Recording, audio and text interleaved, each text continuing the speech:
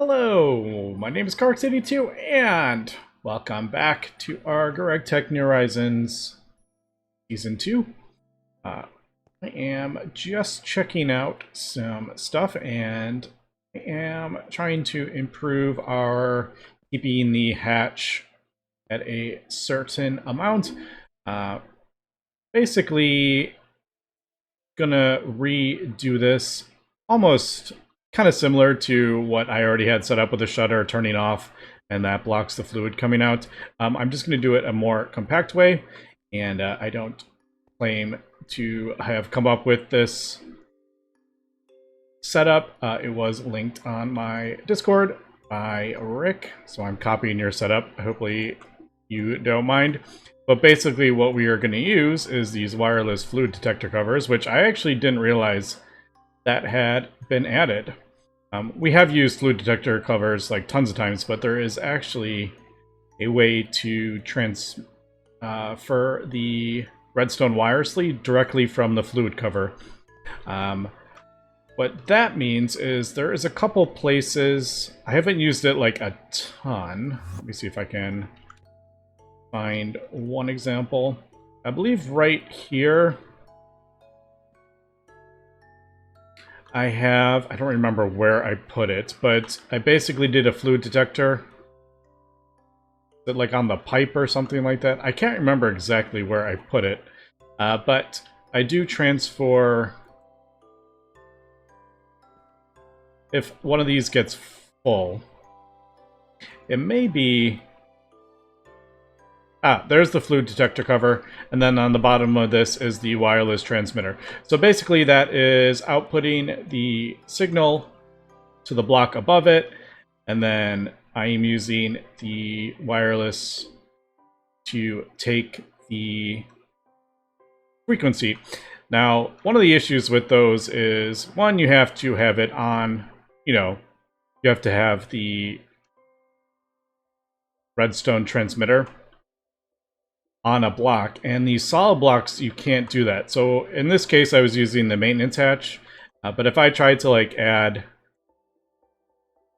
a thing like there, you can't do it to that. You can do it to that, or like pipes or hatches or anything like that, but like solid casings don't work. So a lot of the times it's a bit annoying trying to get a wireless transmitter like next to the fluid detector. And I'll kind of go over these really quick, how these work as well, because they can be a bit confusing. So basically that is transmitting that into the redstone transmitter, and then it is connected to the receiver on the multi-block, and that is turning off the multi-block. Basically, if this gets full, it turns that off.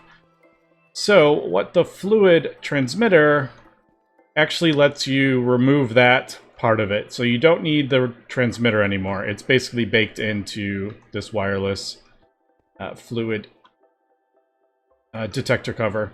So I will probably... I don't really need to mess with that, but I can if I want. So what we are going to do is place a wireless fluid detector cover on this hatch that we want to keep at 64 buckets. I've gotten enough to do a EV hatch. So we can see 64 is half of 128. So we want to keep 64 buckets in there. I'm going to put that on there. And I'm just going to kind of make up a frequency. So 25, 64, and then I can never remember if it's normal or inverted. So we'll see in a second. But basically, I'm going to output a signal when we hit this threshold to turn on this fluid regulator that is right here. So we have the hatch facing this way, and normally that can output into the pipe, but the fluid regulator is turned off at the moment because it says it's active with a redstone signal. So in order to turn that on, we are going to use this advanced redstone receiver, and let's do wireless. Actually, that brings them all up. So there are regular versions of them and advanced versions of them. And apparently these wireless fluid detector covers, you need to use the advanced. It won't work with the regular ones. I found that out the hard way. And yeah, apparently they use like separate Kona frequencies, I guess. I don't know. So we are going to do the Redstone receiver internal on that. And then we'll put that on a frequency of 25. Alright, so I can actually, if we do this, we can see it's actually running. And you can adjust, like, I have it set to a pretty small amount to get it a lot closer to the 64 buckets. But, I mean, you don't have to have it as that low. You can do that. So basically, it's going to drain until we get up to around 64, and then it shuts off because it gets, or it doesn't get the signal anymore. So over 64, it's going to transmit a signal to the advanced Redstone receiver. Internal, that turns on the fluid regulator. I'm going to put it back to this one. It gets it pretty close to 64 buckets. It doesn't need to be that specific. I kind of like having it as close as possible. But because I have an EV hatch, you're kind of giving yourself a pretty large buffer.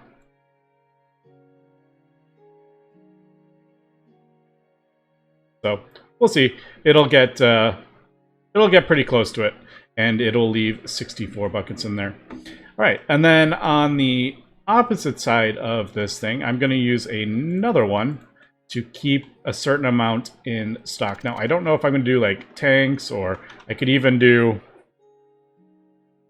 if I really wanted to, I could fill like a whole railcraft tank. I don't quite want to do that at the moment because I don't really need it. I mean, I guess I could.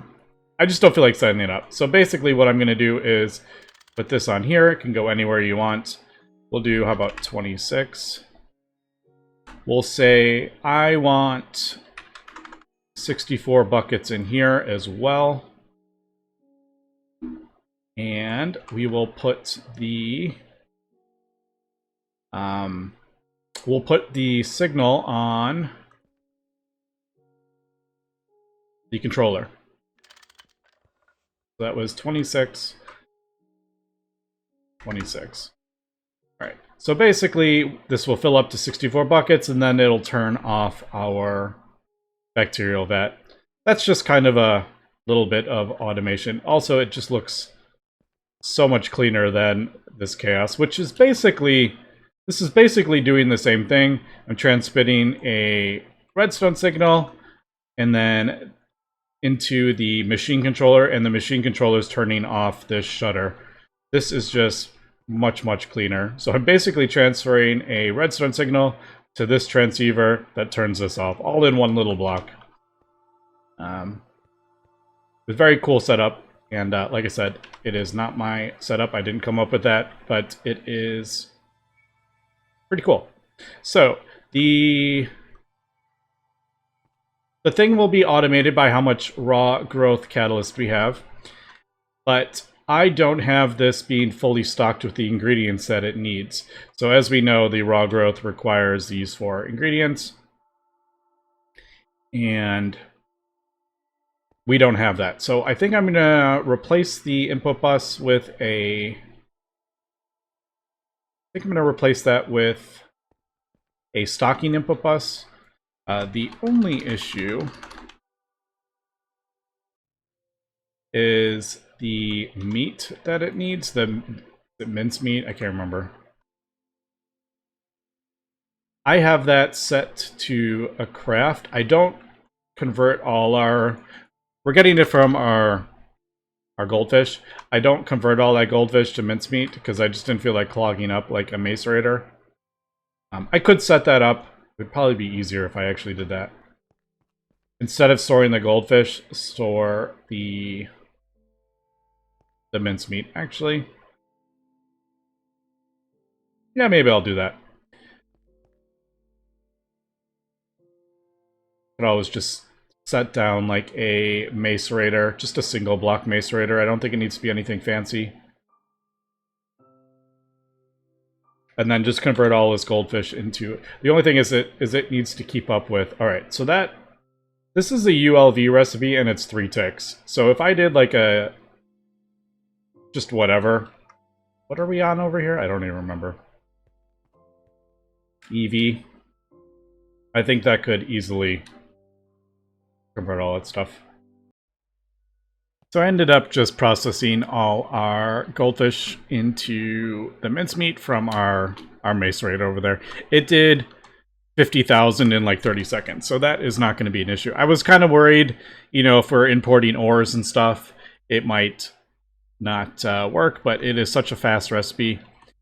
For now, I think we'll be fine. So I just did that. I also replaced this little setup with this setup we did over here. So that is keeping the 64 buckets in there. I also have a redstone or the fluid wireless detector there to do 48 buckets. Once this gets 48 buckets, it turns off. And as we can see, it's actually turned off. Even though it does have the fuel in it, it's not actually running because it thinks it doesn't need any more. That is the one thing I haven't automated with this yet. At some point, we will probably just not even worry about wasting it. We will just have an unlimited supply of uranium coming in. I don't have my void miners running at the moment just because I feel like it's silly just to have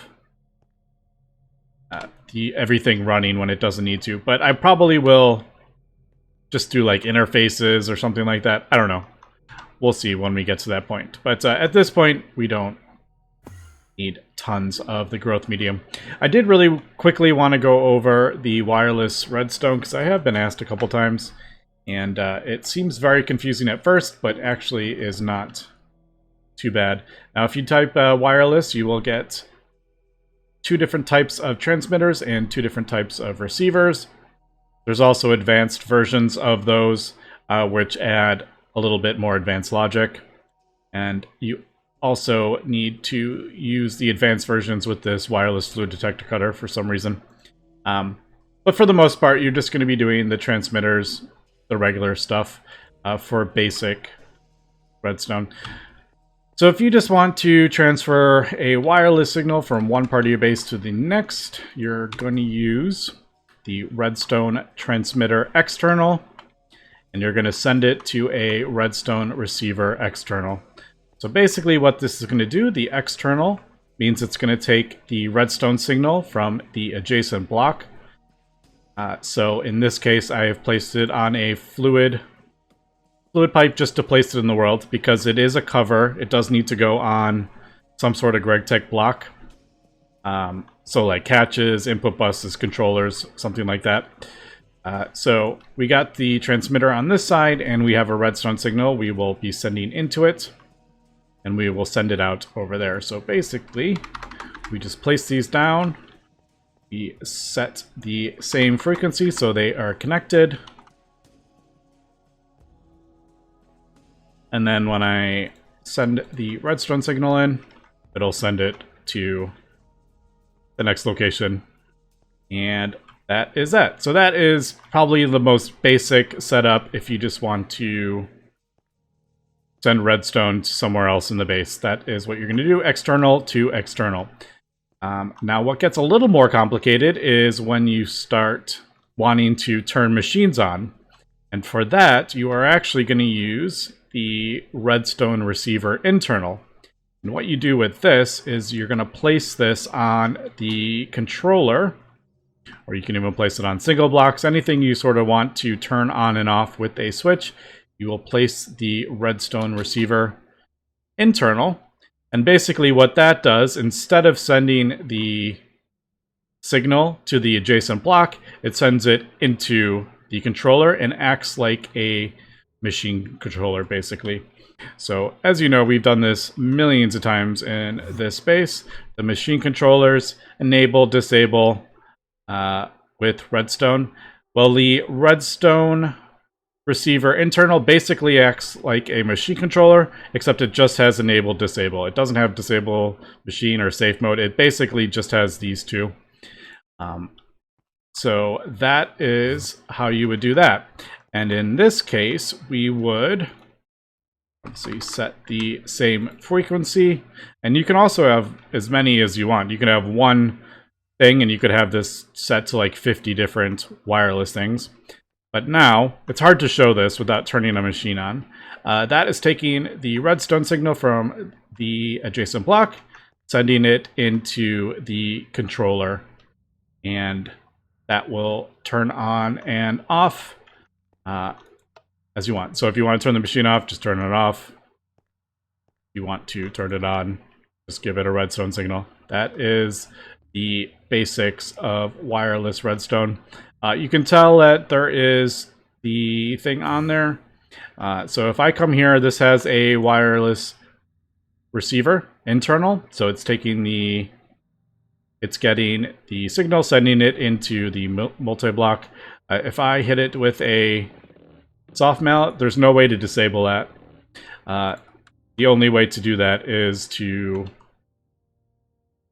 turn the either remove the redstone receiver or, you know, don't give it a thing. So that's how you can tell like it is under control of a machine controller, is that it doesn't have a disable thing.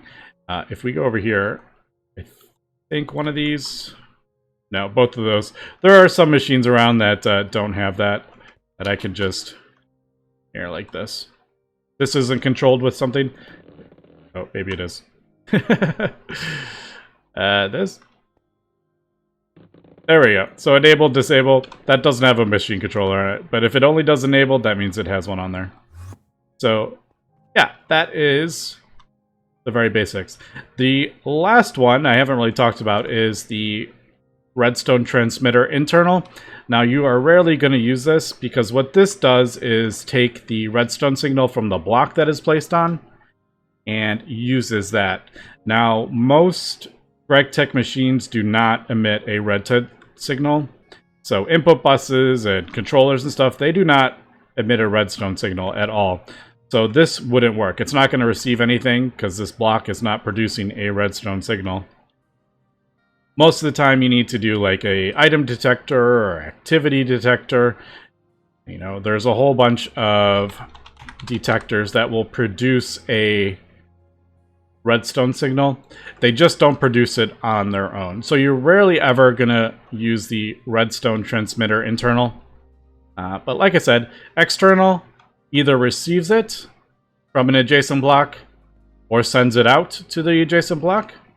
The internal receives it from the block that's on or sends it into the block that it's on. So that is the very basics of wireless redstone. Once you kind of get it and practice a little bit, it doesn't seem that scary anymore. And then obviously the advanced redstone receivers are exactly the same. They just have some extra logic stuff for more advanced setups. So hopefully that kind of explained it a little bit. And yeah, it's like super powerful with automation. So it is definitely something to use. I do use a little bit, not a whole lot though. So I think it is time to move on. I am going to craft up the next part of the quest line. Now I'm not sure if we actually need stem cells for the wetware boards anymore. I do remember like you used to need them. I don't remember where, but I'm like electric pumps, we don't need it. Petri dishes, we don't need it. Nano, we don't. Niobium, we got our growth catalyst. That is that, and then that's just niobium and iron chloride. I don't know where the stem cells would come in. I do sort of remember that needing them, but I don't know if we actually need that right now. That's not what I wanted. I need a heater to get sterilized growth medium. I was crafting that up and I got a little distracted. I think we have everything for it. Yeah, there we go. So I think I may actually just have this auto output into a fluid heater. And then we'll have the fluid heater like fully stocked or whatever. I just need to get this built, and then I will adjust as necessary. All right.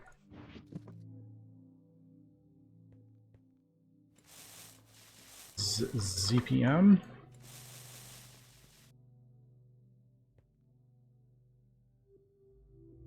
Double check I crafted up the right tier so we don't have explosions. All right, cool. So we put that in there. Needs a 1. There it goes. Pretty quick.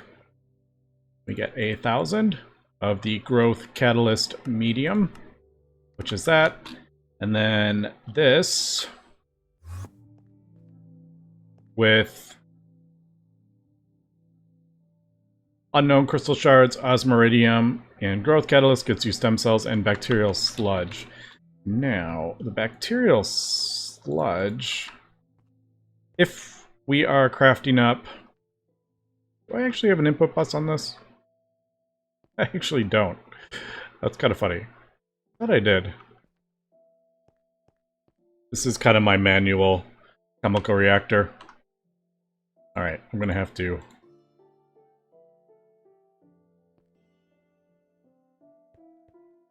We'll do that.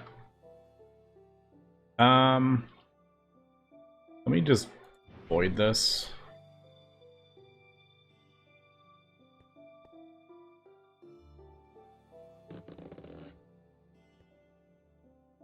I don't know which one it is doing.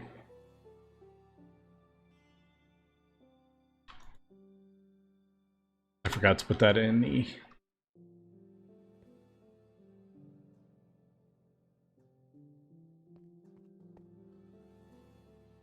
Okay, I think it's doing it right now.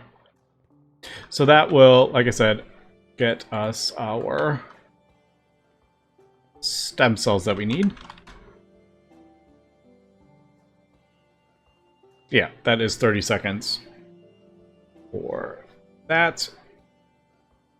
Bacterial sludge we can use on the crystal chips if we wanted. It is only a 60% chance, so it's not great, but it is a possibility. The other one is mutagen or molten europium. All right, so is that our... There we go. There is our first stem cells.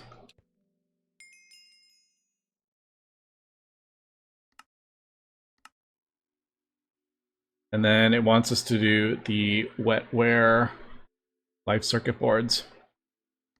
So I'll just make a...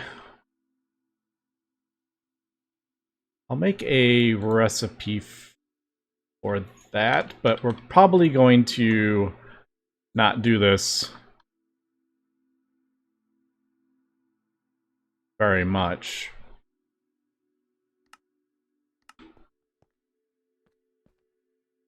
Because I'm going to switch to this other way, the PCB. But I needed to get this... I don't remember what I needed. There was something in it. Oh, right. We need the Wetware circuit boards to get the recipe for it. That's what it was.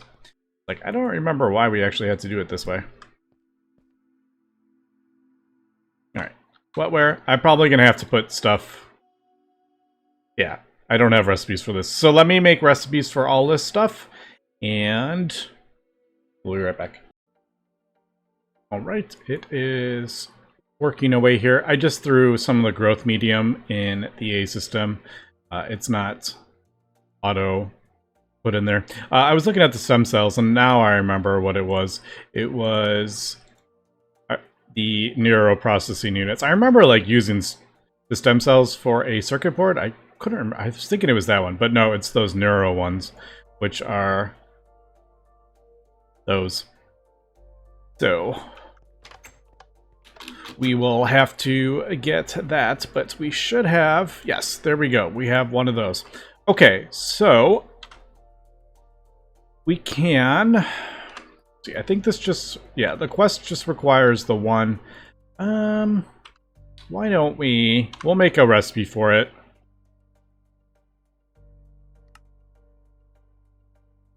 And then that is chemical reactor, right? Actually, don't remember. All right, HV is fine. I don't remember which. This is my thing. Which this is all going to be broken down when I get the PCB, and I'll probably move that chemical reactor to. Actually, maybe I'll just leave it for a manual one. But all right, there we go. That's easy enough. That will just take a second. I do want a thing so I can scan one of these boards for the... I don't remember where I put a scanner. There it is. So we can get our... Oh, that's quick. It's nice having a higher tier one. So we'll just throw this in here somewhere. Yeah, sure, why not? Those are my space alloys. Okay, so that will let us craft up this PCB factory, which is its own thing. Let's actually do a recipe for that. No. And sometimes the one that I want doesn't like to rotate through it.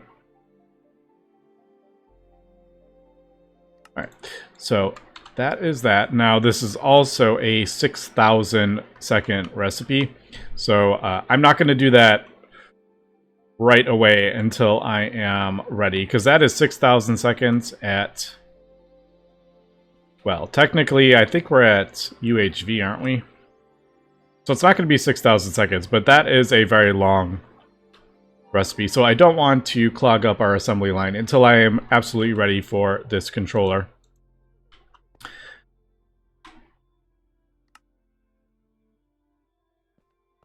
Like, we should be good, right?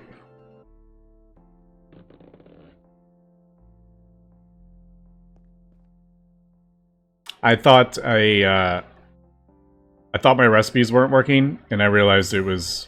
I hit the thing with the mallet, but I realized it was actually it already finished the thing when I was waiting for the other craft. Alright, so that should be going. There we go. Yay! Alright, so there is that one.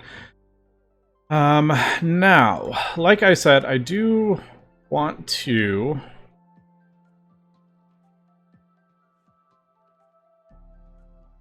Anything on here that is... molten reinforced glass. I was like, that felt different than the other glass tubes. Isn't there like a regular glass? Yeah, there is a regular glass tube. Right, I wasn't going crazy. And that requires the growth catalyst medium. So that... I don't have this hooked up, and I don't have that hooked up to the A system. So I am going to have to hook that up. But before we get into do that, I think I do want to get the PCB factory built. I think. If I do... I'm not going to hit craft, but if I do this...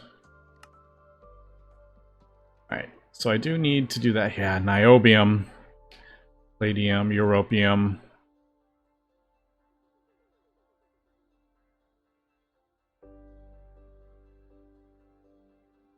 Alright, the palladium is a bit annoying. Because when I turn it on, it like just destroys my ammonia.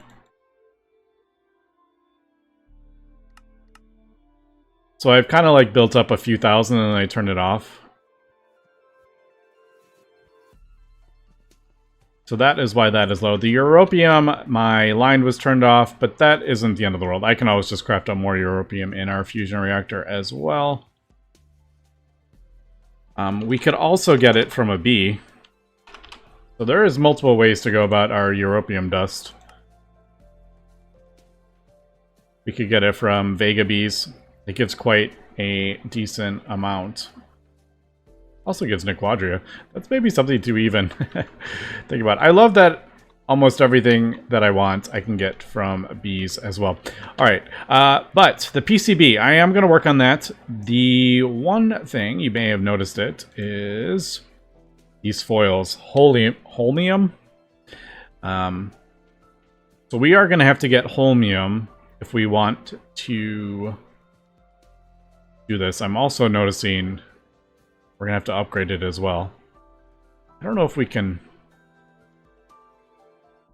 Alright, I know what I'm going to do. I want to get this at least going. Maybe we won't be able to do the bio stuff right away, but I do want to get it for all the other circuit boards as well. So I have a few things I want to do.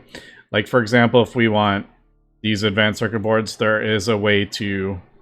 much cheaper way to craft them up in the PCB factory, and all these require just tier 1. The wetware, a little bit more complicated. It requires the bio upgrade to it. So, yeah. But holmium is going to be its own huge thing. So I'm going to actually work on the holmium dust. And I think it's there. Yes, we get it from that. And this is its own huge, massive processing. And I kind of wanted to do this. I've just never got around to it. There's about 20 processes in that. It kind of goes with the monazite line. So I think I may actually just do that. I know I could just do meteors for it, but I kind of want to set up the basanite line. I just have so much fun with these processing chains. All right, anyway, that is that. We got our wetware circuit boards at least, and we can start doing this. I am going to have to craft up 6 of these to get our first wetware circuit, and then you have to put it in the circuit assembler, and we will use the circuit assembler line to produce them. Otherwise, you are getting like a terrible ratio. But we will have to do that in a following episode. But anyway, that's going to be for today. So thanks for watching it. Have a good one.